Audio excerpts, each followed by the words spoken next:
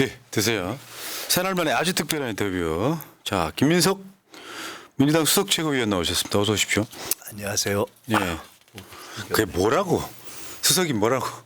그러게요. 앞에다 붙이면 좀 그런데 제가 개인적으로 성향을 좀 아니까 그런 건 되게 좀 나쁘끄러워하고 중요한 거라고 생각하는 사람이 아니에요. 자, 아무튼 축하드리고요. 축하드린다고요. 예, 고맙습니다. 아니 이왕이면 1등하면 좋죠. 아니 그럼요. 민주당에서 제가 봤을 때는요 당대표 빼고 다 해본 것 같아. 저 이력을 보시면은. 예. 자 여러분 김민석 TV 채팅창 상단에 있어요. 보시기 바라겠고 거기 링크 좀 가셔서 구독 좀 해주시고 그리고 김민석 의원 후원도 좀 해주셔야죠. 지금 김민석 의원은 후원 지금 올해 3억짜리죠. 그렇죠. 뭐 아직 한참 남았어요. 한참 남았구나. 예. 아니 뭐 총선 때 많은 분들이 막 실탄을 쏴가지고 지금 총알이 없답니다. 맞습니다. 김민석 잘해가지고 이재명 대통령 만들려고 노력하는 우리 김민석 의원한테 후원 좀 해주시기 바라겠고요. 자, 뭐 짧겠지만 민주당 수석 최고위원 당선 소감 한번 들어볼까요? 좋죠. 아예 감사하죠. 근데 일단 정신이 없네요. 한 일주일 이제 8일 지났나요? 전당대회 끝나고 일단은 이게 참 힘들게 끝났구나 하는데 그것을 뭐 소감을 이렇게 어떻게 느낄 시간도 없이 일주일 8일이 정신없이 지난 것 같습니다. 게다가 또 이재명 대표께서 또 코로나까지 걸려가지고 그래서 근데 하여간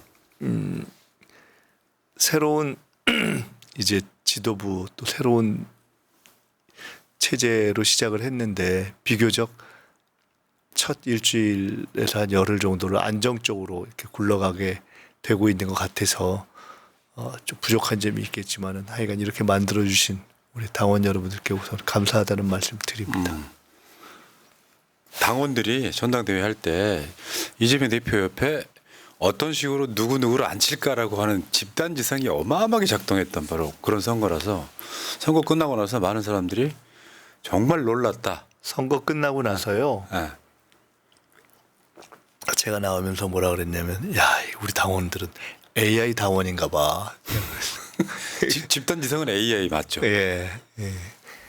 그 집단지성에 대한 놀라운 얘기가 하나 있잖아요. 광장에다가 소 한 마리를 올려놓고 거기 나온 몇만 명한테 이 소의 무게가 어떻게 될지 한번 맞춰봐라 하면 그 집단지성들이 이거 100kg짜리다 200kg짜리다 막 써내는데 요거 평균값을 내면 그 소의 무게라는 거예요. 그게 집단지성이라고 한다는 겁니다. 야. 자, 어쨌건 저는 아까 오시기 전에 표현을 했는데 김민석의 완벽한 기환 억울한 측면도 있었을 거고 나름대로는 좀 당원들한테 좀 송구한 측면도 있었겠지만 그거 다 인정하면서 변명하지 않고 자기 스스로가 민주당으로 완벽하게 들어왔다. 저는 그거 보면서 제 감회가 좀 새로웠습니다. 고맙습니다. 예. 자, 지금 일단 오늘 국회 본회의에서 지금 민주당이 대승적 양보로 민생법안 28개 통과됐습니다. 예, 그렇기도 하고 사실은 이제 오늘 또 간호법 같은 것이 통과되는 것도 참 감회가 있었는데 그 지난번 국회 때 제가 발의해서 통과됐다가 거부권 행사로 좌초됐던 법안인데 그 내용을 그대로 살려서 이번에는 우리 강선 의원 이제 간사 법안으로 냈었던 내용인데요. 계속 관심을 갖고 했고 근데 어제 사실상 민주당 입장이 100% 반영돼서 통과가 됐습니다. 그러니까 원래 그냥 통과됐어야 되는 건데 말도 안 되는 거죠. 의료 대란이 되니까 조금 전에도 저희가 지금 회의하느라고 제가 조금 늦어서 죄송한데 이재명 대표님하고 이제 며칠 남아서 회의를 좀 했는데 저 사람들이 이 의료 대란 상황에 사실은 즉 당황해서 뭐라도 안 되니까 이거라도 좀 해서 간호사들이라도 어떻게 좀 현장을 이렇게 해서 역할할 수 있게 잡자라는 그런 절박한 초조감 이런 것 때문에 사실은 본인들이 안 된다고 했던 모든 명분들을 다 그냥 항복하고 통과가 된 겁니다. 말이 안 되는 거죠. 거부권 행사해놓고 이제 그런 와서 거죠. 이거 통과시키자. 네. 사실 이 의료 대란이 정권을 위험하게 만들 정도 상황이다라는 평가가 있거든요. 그럼요. 저는 그렇게 봅니다. 최해병 특검보다 폭발력이 몇 배는 더 큰 사건일 수 있죠. 왜 그러냐면은요. 이게 이제 의료 대란의 구조 속에서 응급실 붕괴가 오고 거기에 코로나 확산 상황이 오기 때문에 현실적으로는 어떻게 되냐면은 주변에 응급 상황을 맞이하게 되는 분들이 응급실 그 뺑뺑이를 돌다가 골든타임을 놓칠 수 있게 되는 거예요. 사실은 저와 가장 가까운 집안 안에 지금 그런 일이 하나가 생겼습니다.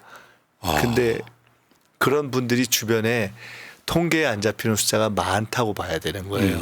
그러니까 그 상황에서 생사가 갈리거나 아니면 증상의 경중이 갈리는 지금 그런 상황에 처한 분들이 많을 겁니다. 그러니까 그 저희 집안에서도 그런 일을 당한 분들이 막 정말 뭐 누가 잘못했는지가 딱 보이니까 욕이 나오는 그런 상황이죠. 그리고 주변에 그런 것이 많을 거고요. 그냥 욕이 아니고 쌍욕이죠. 그렇죠. 예. 코로나가 또 확산되는데 그것에 대해서도 제가 아침 최고회의 때도 얘기를 했지만은 지난 정부의 코로나 대처가 세계적으로 호평을 받은 것에도 불구하고 그거를 비판했었던 윤석열 정권이기 때문에 그것과 비교되는 것이 싫어서 사실은 저는 코로나 확산 이런 상황을 인정하지 않는 거라고 봅니다. 그냥 피해 가려고 하는 건데 피해지지가 않기 때문에 의료 상황이라든가 코로나 상황에 정식 대처 자체를 안 하면서 일은 지금 커지고 있고 그것 때문에 굉장히 실질적인 불만이 더 확산되고 쌓이고 있다 이렇게 봅니다. 저는 지금 정부가 대응하는 거 보면 거의 탄핵 사안이라고 봐요. 무능과 사악함이 너무 넘쳐가지고. 그런데 대응하는 게 아니라 대응이 없는 거죠. 없는 거죠. 네. 근데 지금 여야 대표회담이 지난 일요일 날 열릴 것으로 예상이 됐으나 이재명 대표가 코로나가 확진되면서 사실 날짜가 다시 안 잡힌 거예요. 예. 지금 어디까지 온 거예요, 그거 대략? 이제 우선 첫째 저희가 대표회담을 제의한 배경이 원래는 윤석열 대통령하고 해야 되는데 윤석열 대통령하고 해봤자 공부에 생각이 없기 때문에 아무것도 안 된다라는 것이 확인이 됐지 않습니까? 그러면 지금 이 상황에서 뭐라도 국민 입장에서 뭘 좀 해야 되는데 국민들께 도움이 되는 일을 한동훈 대표가 최혜병 특검 3자 특검을 우리가 하라고 한 것도 아니고 자기 입으로 전당대회 공약으로 내놓았고 또 그 당의 국회의원들이 현장에 다니면 다 민주당의 그 민생지원금을 왜 안 하냐는 요구를 많이 듣는다는 거예요. 맞아요. 저도 여러 번 들었어요. 그래서 국회의원들은 내심 그걸 좀 하길 바란다는 거예요. 그래서 국민의힘에서 용산에 몇 번 두들겼는데 택도 없고 하니까 지금 꼬리를 내린 거잖아요. 그래서 사실은 저희는 그 두 개를 국민의힘에서 한동훈 대표가 진짜로 조금 역할을 하면 받을 가능성이 있나? 그것 때문에 사실 하자 그런 거예요. 그러니까 뭘 좀 시쳇말로 하면 건질 게 있나 해서 근데 하자고. 저쪽도 그렇게 이야기하더만요. 그 한동훈과의 대표회담을 매개로 여권 분열을 노리는 전략이 있다라고 언론에 대놓고 이야기를 아니 해요. 근데 바본 거예요. 그러니까 왜냐하면은 여권 분열을 우리가 노리는 거 그거 중요하지 않고 3자 특검은 본인이 얘기한 거예요. 이제 근데 본인이 해놓고서 3자 특검은 여권 분열이니까 우리가 빨리 따라갈 필요 없다. 그래서 저 사람이 뭔 소리 하는지 제가 알 수가 없어요. 그래서 자기 스스로 여권 분열 전문가라고 하는 건지 전당대회 때 패스트트랙 공소 취하 청탁을 해서 그것 때문에 내부가 시끄러웠잖아요. 다 그게 스스로 내분을 우리가 뭐 조장한 게 없어요. 자기가 한 거지. 어쨌든 처음으로 돌아가면 그런 취지 때문에 여야 대표회담을 하려고 했는데 그걸 사실상 다 손을 들어버렸잖아요. 한동훈 대표가 포기한 거 아닙니까? 그러니까 저희의 솔직한 내부 분위기는 이걸 뭐하러 하지? 해서 얻을 게 없는데 얻는다는 게 우리를 위해서 하는 게 아니라 국민들한테 내놓을 게 없는 상황이어서 유일하게 한다면 그냥 대선 주자로서 크게 의미 없는 한동훈 TV에 한번 나오게 하는 것밖에 없는 거예요. 이재명 대표의 투샷으로. 내가 국민의힘 당대표가 됐어요. 요거 한번 보여주기. 아니 본인은 그렇게 해서 내가 이재명과 같은 대선 후보로 양쪽에 그 맞상대예요. 그걸 보여주고 싶은 거죠. 그거 우리가 투샷 잡아주는 거 외엔 솔직히 얘기해서 실효가 별로 없는 거여서 내부에서는 이게 무슨 의미가 있나 하는 사실 회의론이 굉장히 큽니다. 아, 어제 저도 예. 민주당이 굳이 이거 한동훈을 만날 필요가 있냐, 실권도 없는데 뭘 결정을 지을 수 있는 권한을 갖고 나오는 그게 것도 이제 아닌데. 그 기대한 게 그 두 개잖아요. 최혜병 특검하고 민생지원금. 근데 아무것도 없으니까 그럼 왜 하지? 그러니까 이제 일부에서는 저희한테 지도대국 그냥 해주는 셈 치고 하는 거지 뭐 이렇게 얘기하는 분도 있어요. 지도요. 지도대국. 근데 그러니까 고민이 두 가지 고민을 하는 겁니다. 오늘 현재. 첫째는 솔직히 회의적인 거예요. 내부 분위기는. 이거 뭐 해야지? 처음 취지를 생각해 보면. 둘째는 그럼에도 불구하고 국민이 뭔가 너무 답답하니까 뭔가 이렇게 여야가 만나서 타결되는 거를 기대하시니까 그래도 그 기대에 부응해서 뭐라도 찾아봐야 되는 것이 아닌가라는 마음이 하나가 그래도 또 있고 그 다음에 두 번째로는 그러면 어차피 한동훈이 못하는데 한동훈이 혹시 할 수 있는 게 있을까? 혹시 그거라도 좀 찾아봐야 되는 거 아닌가라고 저희들이 고민하는 그런 정도의 지점이다라고 생각하시면 될 것 같습니다. 지금 상태로라고 하면 대표회담이 없을 가능성도 있는 거죠. 냉정하게 보면은 만나서 타결할 수 있는 상대가 아니라는 것이 확인돼 버렸기 때문에 그러니까 그러게. 만남의 의미가 없는 상대와 만남의 의미를 찾아야 되는 상황인 거죠.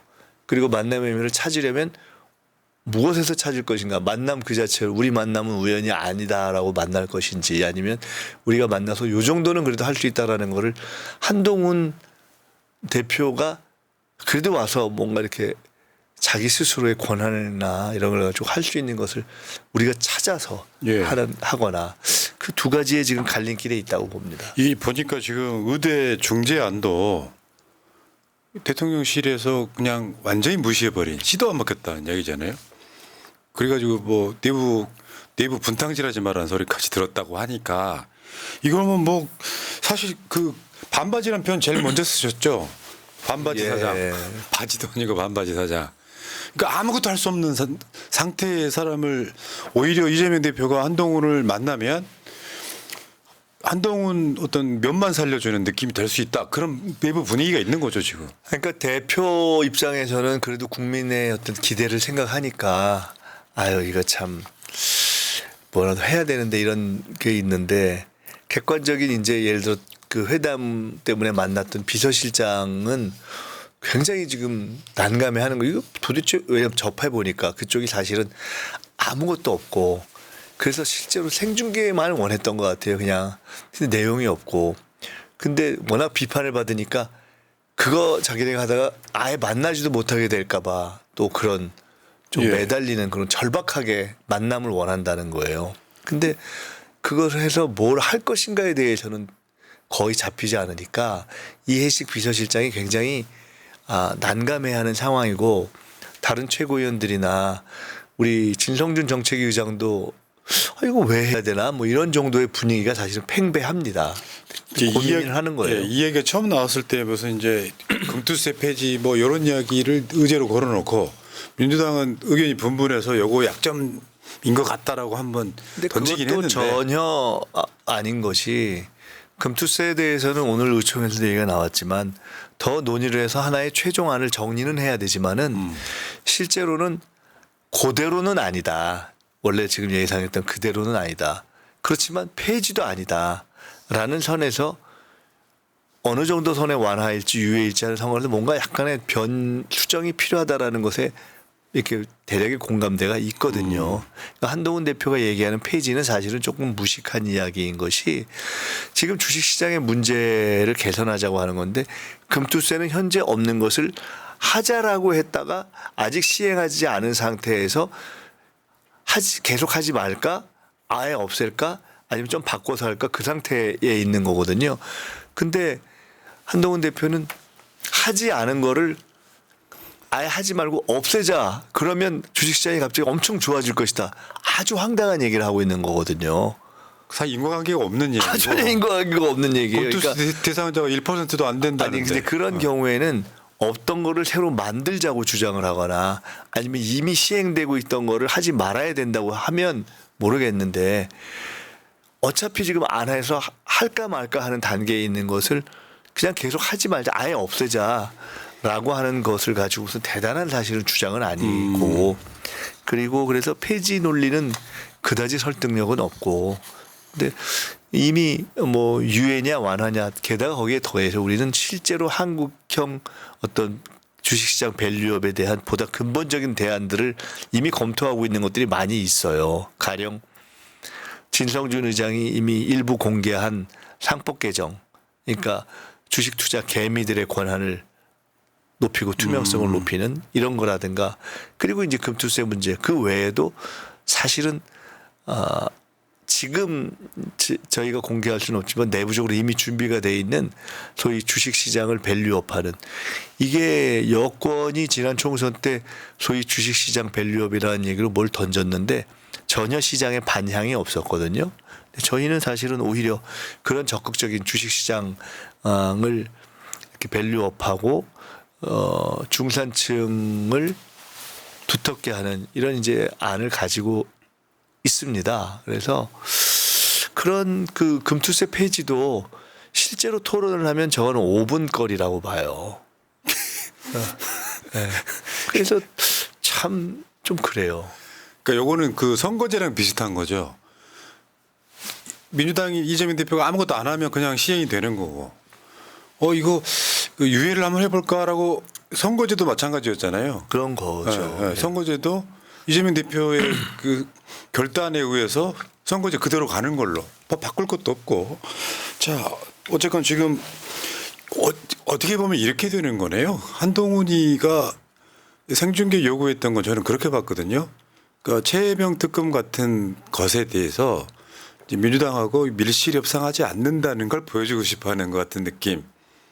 그러니까 내부적으로도 그거 최근에 나온 해석이에요. 의식을 많이 사실은 받으니까. 알고 보니 윤석열이나 김건희 눈이 무서워서 나 딴 얘기 안 하고 있어라는 걸 보여주려고 하는 또 걸출한 해석이 최근에 나왔더라고요. 제가 했습니다. 그걸. 그러니까 그것이 하나가 있고 또 하나는 원래는 할 게 없으니까 내용이 없으니까 생중계를 그렇지. 던져서 약간 좀 화제를 바꿔보자는 것이 하나가 있었고 또 하나는 그래서 생중계를 하면 그냥 실제로 회담의 취지에 맞게 뭔가를 만들어내는 결과를 만들어내는 것이 아니라 그냥 이것저것 주장하기 위한 그러니까 나오면 같이 1시간이면 30분 막 이말저말 하는 그렇게 하려고 했던 거 아닌가라는 생각이 듭니다. 그러니까. 자, 근데 이야기를 한번 진행 더 시켜보겠습니다. 지금 저는 심각하다고 느끼는 건 독도 지우기 문제거든요. 민주당도 아예 백드롭을 저렇게 걸었잖아요. 예, 대한민국의 영토 독도를 지키겠습니다. 근데 이게 이제 저쪽에서는 괴담이라고 하고 오늘 또 본회의에서 보니까 뭐 이런 오염수 방류 문제 같은 거를 말도 안 되는 소리를 국민의힘 의원들이 하던데 저게 어떤 맥락이 있냐면요. 1965년에 한일 기본조약이 맺어질 때 미국의 입장이라는 게 독도를 둘이 공유해라 이런 게 미국의 입장이었다고 해요. 그 전에 1947년 8년 이럴 때 샌프란시스코 조약할 때 지도를 대충 그려놓다 보니까 독도가 일본 영토로 들어가 버린 게 시작이잖아요. 그 전에는 무조건 한국 땅이었는데, 근데 이게 지금 독도 기념 조형물이 치워지고 있고 독도 수호 훈련은 안 하는 건지 비공개로 한 건지도 애매한 상황이고, 근데 기시다는 퇴임을 앞두고 한국에 오고 있고, 그러니까 민주당 입장에서는 독도가 좀 심각하다고 보시는 거죠. 아니 그럼요. 그러니까 지금 독도 지우기라는 것은 전체적인 친일 매국 회귀의 하나의 압축된 상징인데요.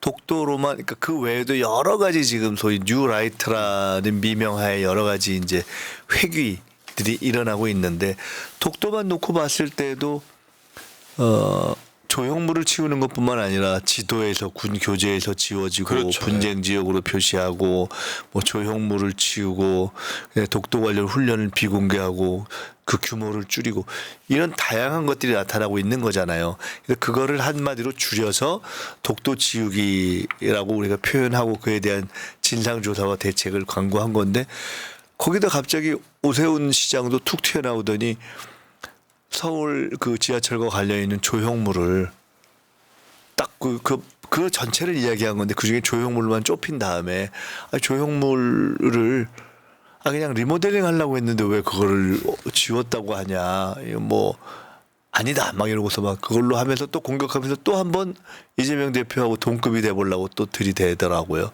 그래서 그것도 참 되게 황당한 얘기죠. 그 독도를 기존의 대한민국 보수 대통령들도 하지 못했던 독도뿐만 아니라 사도광산 마찬가지고 예. 최근에 저는 이제 목적 여러 가지 중에 하나 또 치워야 될 게 아마 위안부 문제도 공식적으로 예. 일본의 입장을 동의해 줄 것 같은 느낌이 좀 들고 이 과정들을 거치면서 누가 봐도 윤석열은 뭐 아주 극악한 친일파 요 느낌이 있는데 만약에 독도를 이를테면은 저 미국의 그 당시 권유대로 독도를 한국과 일본이 공유하는 상태로 가면 사실은 우리가 영토를 잃는 상황이 되는 거지 않습니까? 그럼요. 예. 예. 자, 이 부분은 그래서 괴담이다 이렇게 이야기할 게 아니라 야, 새롭게 다시 리모델링 하려고 했는 데가 아니라 도둑질 하다 들키니까 그럼요. 실제로. 예. 그게 말이 안 돼요. 뭐 혼잡해서 치웠다고 하는데 그것도 말이 안 되고 그 리모델링 계획이 언제 원래 그래서 어제 제가 서울시 의원들을 만나서 그 부분도 한번 정확하게 계획적으로 원래 있었는지 확인을 좀 해봐달라 이렇게 했는데 그런 것을 확인하고 말고 전에 보통 그런 게 있으면 저 조형물 다 만들어가지고 그날 바꾸면 되는 거예요. 말이 안 되는 얘기를 하는 겁니다. 그냥. 지금 김병주 의원이 지금 그 단장 됐죠. TF 예, 단장. 예. 이제 하나씩 나오더라고요. 없어진 그 독도 관련한 무슨 조형물이나 이런 것들이. 예, 예. 야, 정말 이해가 안 가시죠? 그 일본 꾸짖는 거는 그냥 옛날부터 그냥 유명하셨잖아요. 뭐 일본 뭐 기자 막 꾸짖고 막 이런 것들이. 근데 이제 저 사람들 입장에서 본다면은 이 정권의 목숨이 붙어 있는 사이에 최대한으로 진도를 빼자. 그리고 다음에 민주정권이 들어서도 이거 외교가 연속성이 있는데 이렇게 하면 어떡하냐. 이미 다 된 그렇죠, 건데. 그렇죠. 이렇게 얘기하기 위한 근거 확보를 위한 아주 질주. 이게 참 단어를 좀 생각난 대로 쓰고 싶은데 또 그렇게 못하니까 하여간 그렇습니다. 독립기념관장에 뉴라이트 친일파를 임명한다거나 정말 일어날 수 거죠. 없는 일들이 예, 지금. 예. 자, 근데 이제 여기서 오늘의 메인일 것 같은데요. 계엄령 이야기 한번 해볼게요. 네. 그러니까 지금 여기처럼 계엄령 따위는 꿈도 꾸지 마십시오 했단 말이에요. 예. 일부 반박이 있기는 해요. 네. 지금 법이 네. 국회의원들 뭐 과반이면 계엄령 선포 못한다 이런 얘기가 나와요.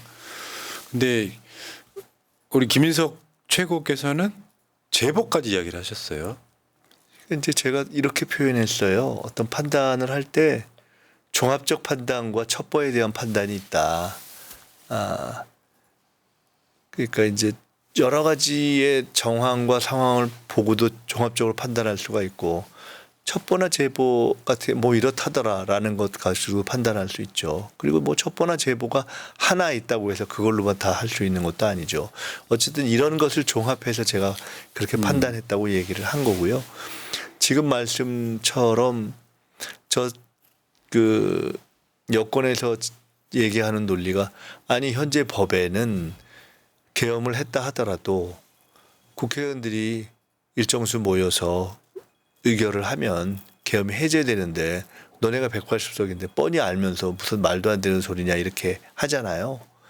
근데 그걸 제가 안다 그랬어요. 그걸 내가 모르고 얘기한 게 아니다. 근데 계엄을 만약에 실제로 획책하는 세력이 있다면은 어떻게 하겠어요? 그런 법이 있다면. 계엄하고 그의 계엄령이 내린 다음에 국회의원들이 모여서 해제를 요구하는 의결을 하는 거거든요. 국회의원들 못 모이게 하면 그만일 거 아니에요. 그리고 실제로 지난번에 박근혜 정권 때 계엄 준비 문건 그것이 실행 문건이 아닌 훈련용 문건이라는 것 때문에 법원에서 판결을 그렇게 했지만은 그 내용에 계엄 상황에 국회의원들을 격리시키는 것이 이미 계획에 나와 있었다는 거 아닙니까? 근데 그건 너무나 당연한 상식이잖아요.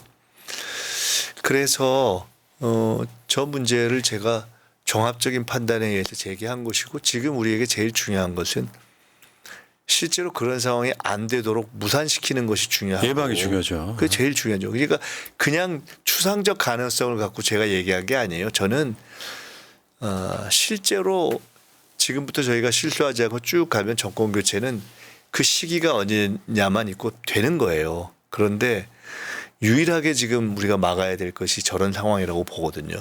근데 그것을 의심할 수밖에 없는 여러 정황들이 갑작스러운 국방부 장관의 교체, 그리고 뜬금없고 근거 없는 대통령의 반국가 세력 발언, 북한과 어떤 뭐 연계돼서 그런 것이 작동할 가능성, 이런 것들을 막 얘기를 하잖아요.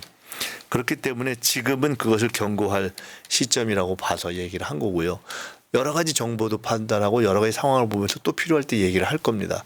또 하나 근데 제가 중요한 걸 말씀드리자면은 현행 법상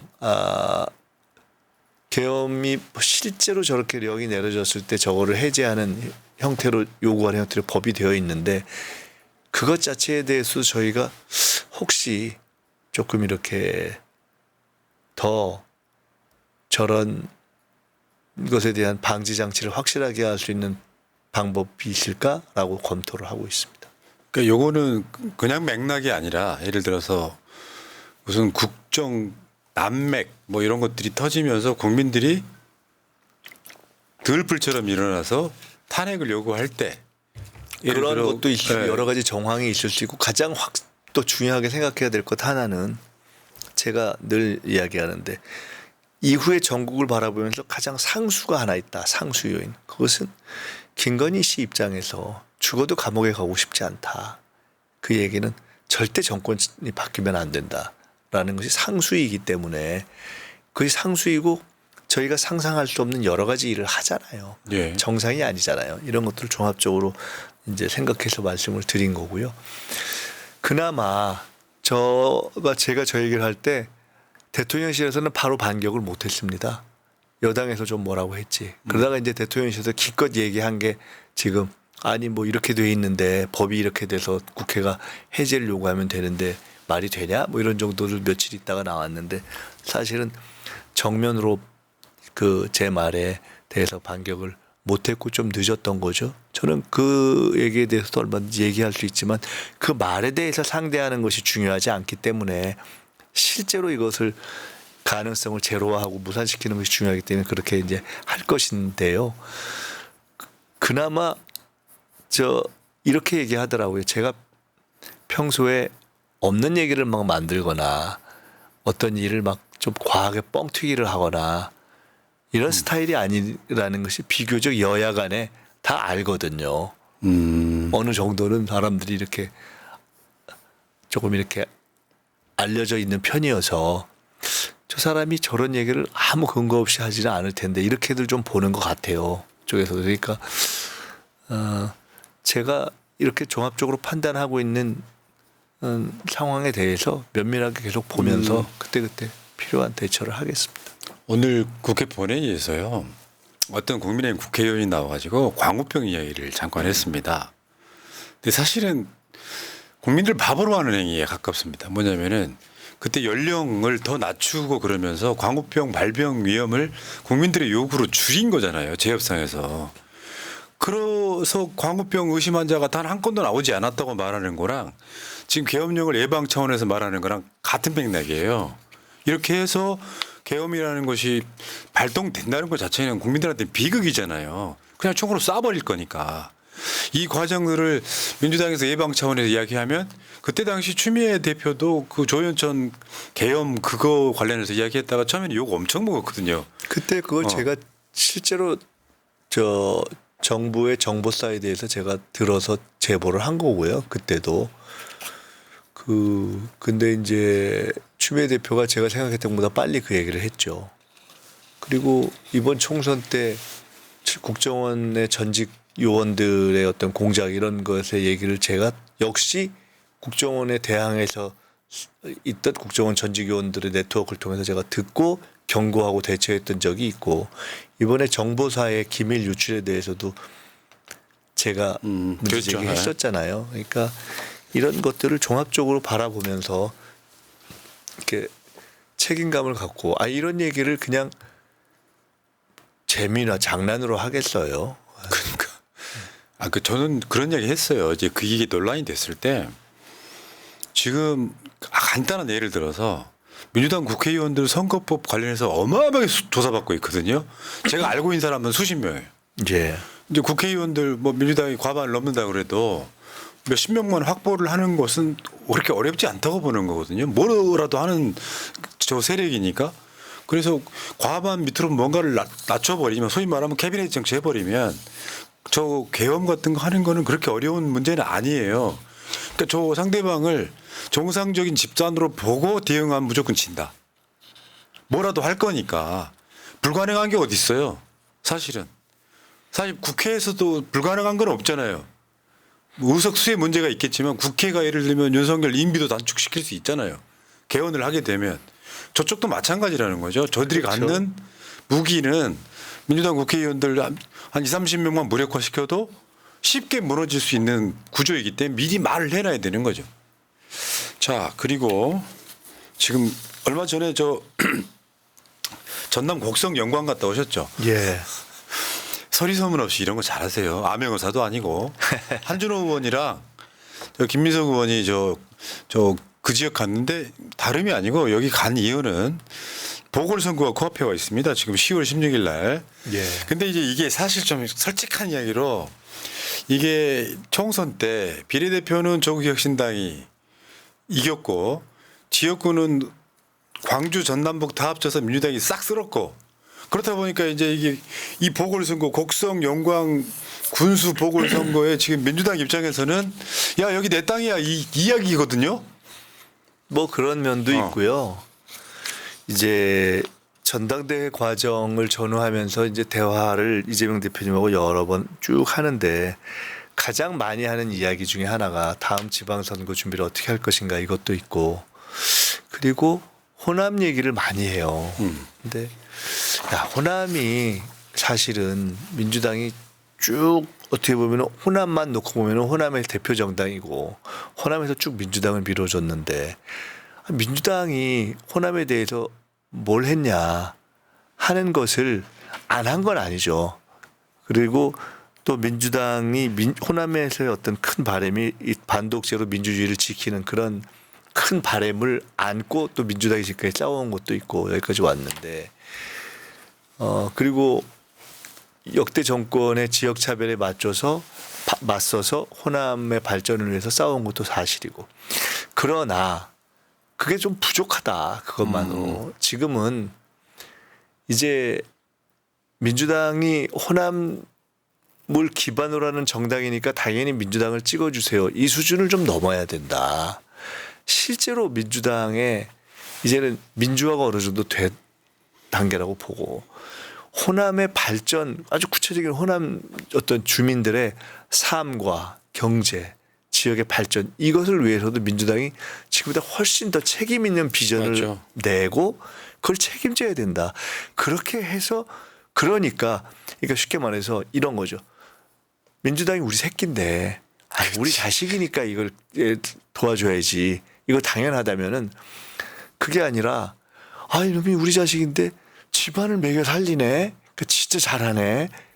이렇게 하는 것이어야 된다는 거죠. 그러니까 그런 의미에서 호남의 발전된 비전도 지금까지도 그랬지만 보다도 명확하게 그렇게 책임지는 정당이 되자. 그런데 이재명 대표의 대표적인 비전이 에너지 고속도로와 기본사회 기본소득 아닙니까? 근데 이번 전당대회라면서도 쭉 실제로 얘기했지만 에너지 고속도로의 핵심적인 이 실천을 호남 특히 전라남도 광주 전북 거기서부터 이렇게 할 수 있다고 실제로 보고 있는 거거든요. 그런데다가 마침 이번에 영광 곡성이 있는데 영광은 원전이 있어서 기본소득을 할 수 있는 최적지인 거예요. 저희가 조사를 해보고 그다음에 곡성은 지금 인구 소멸 고위험 지역이어서 출생 기본소득을 또한 실현할 수 있는 지역이에요.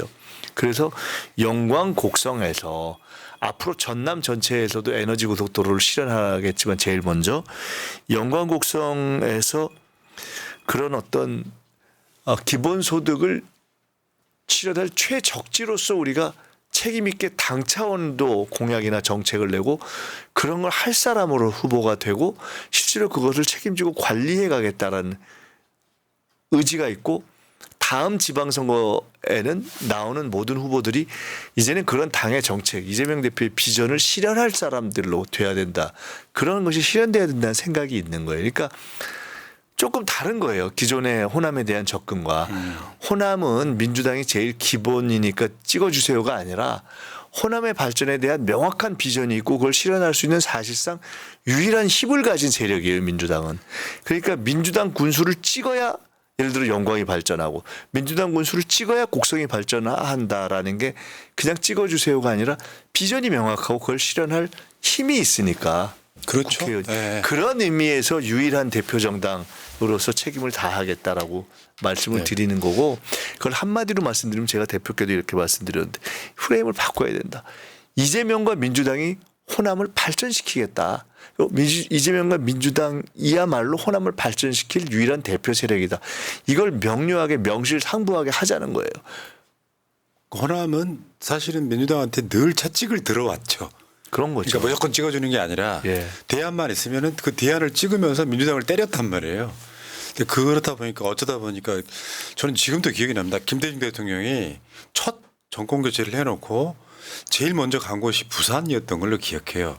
그렇다 보니까 어떻게 보면 역차별, 호남이 역차별 당하는 느낌이 분명히 네. 있었고 이런 것들이 계속 그런 불신이 좀 있었던 건 사실인 것 같습니다. 이번 전당대회 이후에 어쨌든 저하고 한준호 최고가 같지만 지도부의 첫 방문지가 전남인 겁니다.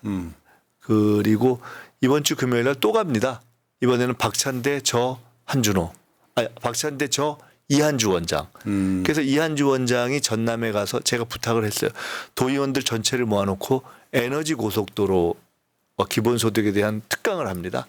그리고 또 영광 곡성에서 또 그거를 합니다. 사실은 대표도 이번에 전당대회 끝나면 제일 먼저 호남부터 가자 하는 얘기를 했었는데 코로나 때문에 못 간 거예요. 아이고, 자 어찌됐건 저는 어제 강선우 의원 인터뷰를 할 때 그런 이야기를 했어요. 최고위원 안 해도 할 일 많은 자리예요. 알고 보면 중계가 안 되면 안 돼서 그렇지. 근데 최고위원을 한다는 것은 어떻게 보면 일이 두 배로 많아지는 거거든요. 최고위원 아니었으면 호남 갈 일도 사실 별로 없을 가능성이 높은 거예요. 그렇죠. 그러니까 실제로 제가 전당대회 하면서 그렇게 말씀도 드리고 실제로 그렇게 생각을 했는데 이제는 어쨌든 제 어떤 개인적인 그런 건 조금 내려놔야 되는 거잖아요. 그래서 이제 올인을 해야죠. 당이 저희들이 말씀드린 대로 집권 플랜을 짜고 또 1년 내에 전속력으로 달려서 집권 준비를 하고 지방선거와 대선 준비를 안정적으로 갖춰내는 그것을 저는 실제로 지금부터 딱 1년 내에 성과를 그때 보셔서 야 진짜 1년 내에 민주당이 완연하게 달라진 수권 정당으로 우뚝 섰네 그런 느낌이 나시도록 전력 투구하겠습니다. 그 1년이라는 표현 속에 우리는 아무리 어떻게 들어도 그 1년이라고 많은 함의가 담겨 있죠. 자, 알겠습니다. 자, 어쨌건 저는 이제 이재명 대표 2기가 출범을 했고 당선돼서 이제 2주도 만 안 됐어요. 한 10일 정도밖에 안 됐는데 네. 자, 자신들이 갖고 있는 그 성경말로 달란트로 민주당 이재명 정권 교체 매진해 주시기를 바라겠습니다. 마지막으로 이제 김민석 응원했던 새날 가족분들께 이 카메라 요거 보시면서 저 뭐 각오라든지 인사 말씀하시고 이제 끝낼게요. 네. 아까 우리 푸나님께서 완벽한 귀환이라고 표현하셨나요? 완벽한 기환. 완벽한 귀환. 뭐 그렇게 됐는지는 모르겠습니다만은 어쨌든 그런 귀환의 과정에 이렇게 함께 해주신 우리 새날 가족 여러분께 다시 한번 감사를 드립니다.